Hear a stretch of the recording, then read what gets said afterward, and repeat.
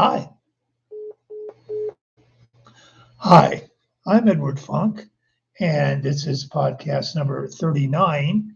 The title is Loretta Young is Estranged from Her Daughter Judy. And of course, I do a plug right here. I'm getting all this material, almost all of it, from this book, Loretta and Me, which you can find on Amazon. But then there's a lot more material that is in this book that's not in the podcast. So if you want to get the whole story, here you go. Now, when I entered Loretta Young's world, that was like the very end of 1989, December 1989. She had been estranged from her daughter Judy's life for 3 years.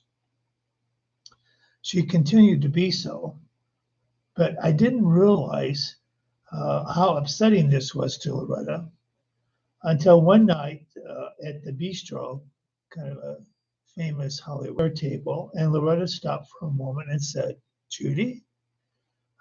Apparently, she thought that the woman was her daughter. She didn't respond, and we continued on.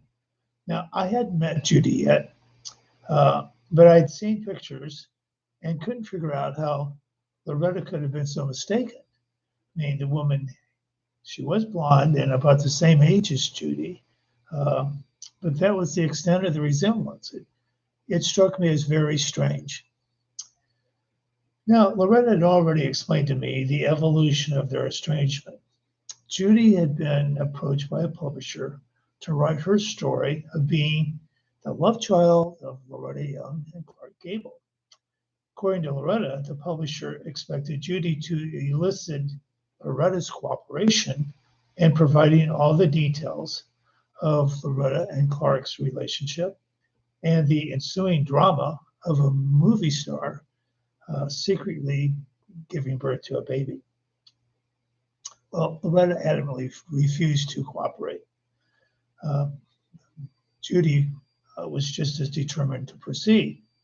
Now, Greg Fisher, he was a close family associate. He had described Judy to be very much like her mother. Quote, she has a very calm manner about her. She looks like her mother, only blonde. She's sophisticated with an appreciation for style and dress. But both Judy and her mother have very strong personalities.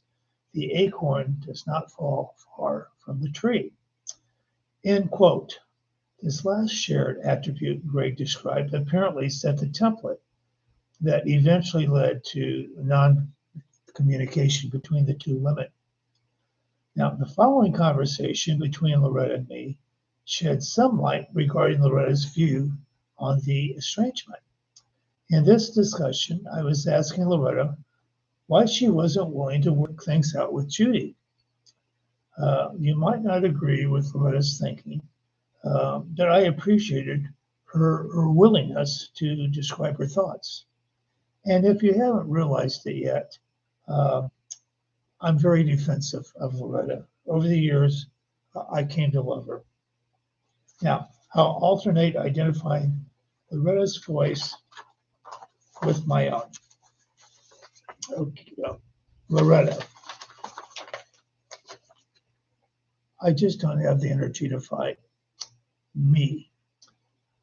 Maybe that's the problem with Judy. She's got this anger, and you don't want to confront it. Loretta. Oh, I haven't got the energy to cope with that anymore. Me. What's the worst thing that could happen? Loretta. Nothing, except we wouldn't get any place that we're not at right now. It would probably take me a week to get over the saber cuts that she would get in. Me. Now, what I think angered Judy about you, she could make the point that Loretta Young, the public persona, has been what's been most important to you. The fact that you didn't tell her that you were her mother, or say, well, wait a minute, we all want to matter. Now, back up. She's the one that says, she meaning Judy, wait a minute, we all want to matter. We all want to think we matter in this life. And you're saying, I don't matter enough for you to even admit that you're my own mother. Loretta said, well, yes, I can see this. Me, I'm only saying this as an adversary. Loretta, I find it invalid. That's her point of view. My point of view is that it's my life, and I'm sorry. Yes, self-preservation is the first law of nature. I consider me before I consider Judy. Now, right or wrong, that's what I do. Me, meaning Edward. Why does it have to be one way or the other? Loretta, because it always is with people. Me. What would the truth of the situation, just between the two of you, let's say when she was 12 years old or something, Loretta? Because if you can't keep your own secret, don't expect anyone else to, particularly someone who's involved. Now, I know enough about human nature that in her case, had it been Buddy Hackett as her father, she would not have been so anxious to have the world know. And he, here Loretta's referring to Clark Gable, never recognized her. Now, she has to do what she thinks is right for her to do, but it's diametrically opposed to my wishes. But that won't have any effect on her because she thinks of Judy first. Me, well, do you respect her for that? Loretta, I don't respect her for it. I admit that's the way it will be. No, I don't respect her because her motives are not valid. When you put them against motives, her motives are purely and utterly selfish. Mine are not. Mine are protective. Me, protective to you. Loretta, well, me and her, and strangely enough, her begot and her brother and my family and anyone else who had anything to do with this. I wouldn't want to disedify one person, whether a stone be tied around my neck. Me. Still, people want validation. Loretta, that's just too damn bad if they want validation. People want a lot of things that they can't have. Me. They want to know that they matter. Loretta, that's not the way to know. If they don't know when you give birth to them that they matter, that I didn't have an abortion, she'll never know. Me. But her argument could be, well, that wasn't me. I was just a baby at that point. But how about the me who grew up and loved you? Loretta. Aha. Until you were 51 years old and suddenly I no longer loved you. You thought I loved you until I wouldn't pay your tuition to go to a school I didn't approve. You still accept my paying the lion's share of your monthly mortgage. At this point, I really don't love my daughter at all because she's just too cold to me. I really don't.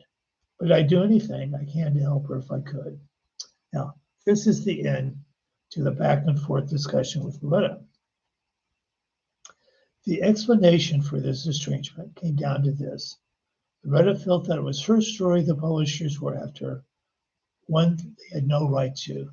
But without her help, Judy was faced with the challenge of telling a story of which she knew very little.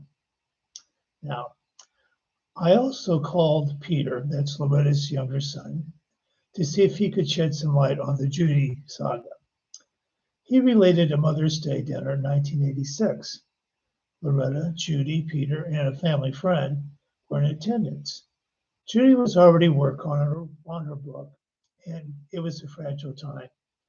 Recalls Peter, I don't remember what happened at the table, except that my mom said something to Judy, and Judy said something back. I didn't realize what was going on until there was this pregnant pause. Then it was like lightning went back and forth, and Mom left the table. I really didn't know what it was about, and I don't know that they did. But a rule had been broken. Not so much in the last couple of years, but it used to be the rule in Mom's house that you had to keep everything under control. At this point, Judy didn't do it. Judy didn't play the game. Now, my mom went upstairs and I went after her. I followed her into her bathroom and put my arms around her. It was weird. I think it threw her because she was used to being the strong one, not the other way around. Mom was crying. I heard Judy come up the stairs, and then she was right behind me. Judy was scary that night. I remember looking out from the bathroom, seeing them both framed in the doorway, nose to nose, and it was the first time I've ever seen my mom on the defensive. It wasn't the kind of encounter I've ever had with her. You can't go after her like an equal. It's not what she did with her mother, and that's not what you did with her. But Judy did it. Mom was trying to defend herself. I remember her saying, well, your father didn't want you. Judy said something like, I'm not your mortal sin. There was a lot of dialogue like that, but I don't remember the exact words. The thing went on a little longer, and then my mother told Judy, I was always there for you. And Judy started railing against her. I said, no, that's true, Judy. Don't bend that into something other than what it was. If someone is there for you, then they are. And Mom has always been there for all of us. Everything was said in such a flurry of temper and feeling that was like a floodgate had opened. My mom is into damage control, and she wanted to get Judy out of there. I don't remember my mother saying that Judy should leave. I don't think Mom did. I think it was a soap opera thing. That would be Judy's impression that Mom said that. Now, in podcast number 38, I'll discuss Loretta Young's reaction to her daughter Judy's bruising tell-on book after it was published. Now, to contact me, visit my website at, hold on a second, edwardjfunk.wordpress.com. Thank you. I'll see you for podcast 40. Thanks.